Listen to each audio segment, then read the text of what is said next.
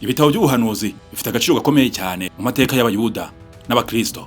Bitanga amakuru ndetse n'amateka, umuco, idini n'ibibazo by'imibereho by'icyo gihe cya kera muri Israeli ndetse na Yuda. Byanditswe kandi hagati y'ikinyejana cya 8 n'icya 5 mbere y'uko Yesu Kristo avuka, kandi bikubiyemo ibibazo by'idini, politiki n'umuco. Iyi nyandiko isobanura amateka n'umuco by'ibi bitabo 18 by'ubuhanuzi, abahanuzi bakuru 5 n'abahanuzi bato 12. Harimo kandi n'ibaruwa y'amarira cyangwa se amaganya, amateka y'icyo gihe. Uyu ni Andre mukomeje kubana muri iki kiganiro. Ibi bitabo byanditswe mu bihe by'ubuzahaza bw'igihugu cya Israeli ndetse na Yuda. Nyuma y'ubwami bwa Sauli, Dawidi na Salomo, igihugu cyaracitsemo ibice bibiri: ubwami bwo mu majyaruguru ya Israeli, ubwami bwo mu majyaruguru ya Israeli n'ubwami bwo mu majyepfo ya Yuda. Israeli yatsinzwe n'Abashuri aho ni mu mwaka wa 722 mbere ya Kristo, naho Yuda itsindwa n'Abanyababuloni mu mwaka wa 586 mbere ya Kristo. Nanone abahanuzi babayeho muri ibyo bihe bahamagariraga abantu kwihana, bakaburira ku ngaruka z'ubusambanyi n'ibyaha, kandi bagatanga n'ubutumwa bw'icyizere cy'umuzuko. Mu mico yabo, Israeli na Yuda byagiraga ingaruka zikomeye cyane zituruka ku bihugu by'abaturanyi cyangwa se bibakikije: Egiputa, Ashuri, Babuloni ndetse na Peresi. Imigenzo y'idini kenshi na kenshi ayivangagamo n'ibigirwamana n'imihango y'abapagani, iby'abahanuzi bahoraga barwanya. Tukiri ku by'umuco kandi, abaturage bari bafite ubuzima babayeho bushingiye ku buhinzi, ku rusengero no ku isezerano ry'Imana. Abahanuzi kandi bakoreshwaga nk'ijwi ry'Imana riburira abami, abatambyi n'abaturage kugira ngo bave mu byaha, bareke kurenganya abakene n'abadafite ububasha. Reka tugaruke ku bahanuzi bakuru. Harimo Yesaya, Yeremiya, Amaganya, Ezekiel na Daniel. Ibitabo byabo kandi birebana n'ibihe bikomeye by'akaga, twarwa bunyago n'icyizere cy'umuzuko.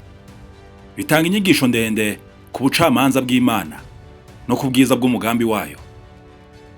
Yesaya yahanuye mu kinyejana cya 8 mbere ya Kristo Yerusalemu, mu gihe cy'ubutware bw'Abashuri.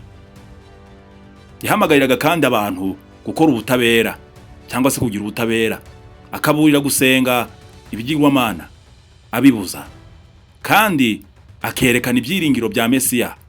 Umucyo we werekana uburyo abantu bashidikanya hagati yo kwiringira Imana no kwiringira ubufatanye bwa politike. Reka tugaruke tubumbura ibitabo ingingo ku ngingo. Tugaruka kuri Yeremiya. Yeremiya yabayeho mu gihe cya nyuma cy'ubwami bwa Yuda, mbere y'uko Babuloni itwara Yerusalemu mu bunyago. Ikinyejana cyari cya 7 n'icya 6 mbere ya Kristo. Uyu Yeremiya kandi yarazwi nk'umuhanuzi kuko yahamagariraga abantu kwihana no kugaruka ku isezerano ry'Imana. Umuryango we warurangwamo kurenganya ibinyoma by'abahanuzi b'ibinyoma no kwizera ikinyoma cy'uko urusengero ruzabarinda. Reka twegure ibitabo, tubumbura impapuro, tugere ku mpapuro ahamaganya ya Yeremiya. Ibi byaturutse kuri Yeremiya. Amaganya, indirimbo z'agahinda ku bw'isenywa ry'urusengero cyangwa se rya Yerusalemu mu mwaka wa 586 mbere ya Kristo. Yerekana agahinda, intimba n'ingihombo cy'igihugu cyatakaje ubusugire n'ubusabane n'Imana. Reka tugere kuri Ezekiel. Uyu Ezekiel yajyanywe mu bunyago i Babuloni, abwiriza abo bajyanye bose, ndetse yabonye yerekwa rikomeye cyane ku bwiza bw'Imana, guhanwa kw'amahanga n'icyizere cyo gusubizwayo.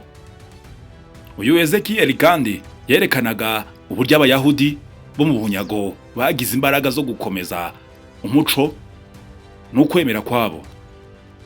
Tugeze kuri Daniel, uyu Daniyeli we yanditse mu gihe cy'ubunyago bwa Babuloni, agaragaza intambara yo kuguma mu budahemuka hagati y'idini ry'Abayahudi n'imigenzo y'abapagani. Inkuru nka Daniyeli mu rwobo rw'intare mwese murayizi. Iyi nkuru yari yerekwa byerekanaga ko ejo hazaza, yerekanaga kandi uko abantu babanye n'ubutegetsi bw'imahanga muri ibyo bibazo byose mu bunyago. Mu cyiciro cy'abahanuzi bato harimo Hoseya, Yoweli, Amos, Obadiya, Yonasi, Mika, Nahumu, Habakuki, Zefaniya, Hagayi, Zakariya na Malaki. Nubwo ibyo bitabo byabo ari bigufi, bikubiyemo ubutumwa bukomeye cyane kubyerekeye ku butabera, isezerano, guhanwa n'icyizere cy'ejo hazaza. Aho ni mu gihe Hoseya we ubuzima bwe bwakoreshejwe mu gushyingiranwa nk'ikigereranyo cy'urukundo rw'Imana n'Isiraheli. Uyu Hoseya umuryango we waranzwe no gusenga ibigirwamana. Yoweli kandi yakoresheje icyorezo cy'inzige nk'ikimenyetso cyo guhanwa n'Imana. Yahamagariraga abantu bose kandi kwihana, kandi avuga ko mu gihe kizaza umwuka w'Imana uzasukwa ku bantu bose. Reka tugere ku mugabo witwa Amos. Amos was the man who foresaw the future. Yari umugabo w'umworozi w'intama, yamaganya akarengane, kurenganya abakene, gusenga k'uburiganya. Yerekanye ko kandi Imana ishyira imbere ubutabera kurusha imihango y'urusengero. Reka tugere kuri Obadiya. Obadiya ni igitabo kigufi cyane kurusha ibindi, cyavuze kandi ibintu bikomeye cyane ku guhanwa k'ubwoko bwa Edomu kubera ukwikunda n'urugomo rwabo ku Bayuda. Tugeze kuri Yonasi. Uyu Yonasi igitabo cye cyihariye cyavugaga cyangwa se cyavuze ku muhanuzi utashakaga kubwiriza Ininewe. Iki gitabo cyerekanaga uko Isiraheli yababazwaga no gutekereza ko imbabazi z'Imana zagera ku banyamahanga, no kuvuga ngo ku batazi Imana. Nahumu. Uyu Nahumu yahanuye kugwa kwa Ninewe, umurwa mukuru wa Ashuri. Abantu ba Isiraheli babonye icyo nk'intsinzi yo kurokoka akarengane k'ubutegetsi bw'inyagasozi. Habakuki. Uyu Habakuki yabazaga Imana impamvu yemera ko Babuloni ganza kandi ikora nabi. Reka twongere twumbure ibitabo, tubumbure ku mpapuro, tugere kuri Zefaniya. Zefaniya uyu yaburiraga ku munsi w'umwami, umunsi w'Imana, nk'igihe cyo kumirwa. Abantu bari baranduye mu myizerere yabo kandi barigize abindashyikirwa. Hagayi. Uyu Hagayi yahanuye nyuma y'ukugaruka mu gihugu, asaba abantu kongera kubaka urusengero. Aho umuco w'icyo gihe wari gucibwa intege n'ubukene. Zekariya. Zekariya umwe mu bahanuzi b'igihe kimwe na Hagayi. Uyu Hagayi ubwo yahanuraga icyo gihe hari na Zekariya. Zekariya we yahaye abantu iyerekwa ry'icyizere ku gihe kizaza cya Mesiya. Uwo ni Yesu Kristo cyangwa se Yezu. Mbese icyo gitabo kijya kwandikwa cyari kigamije iki?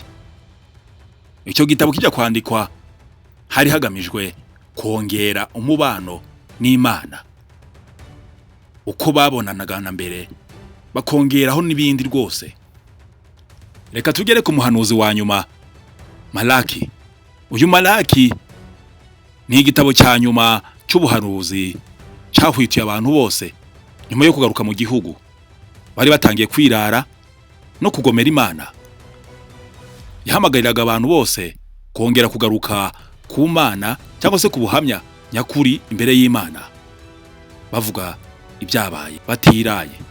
Turi kwegera ku musozo, reka tubabwire yuko ibi bitabo by'abahanuzi 18 byanditswe mu bihe byihariye by'amateka n'umuco byagize ingaruka ku butumwa bwabo.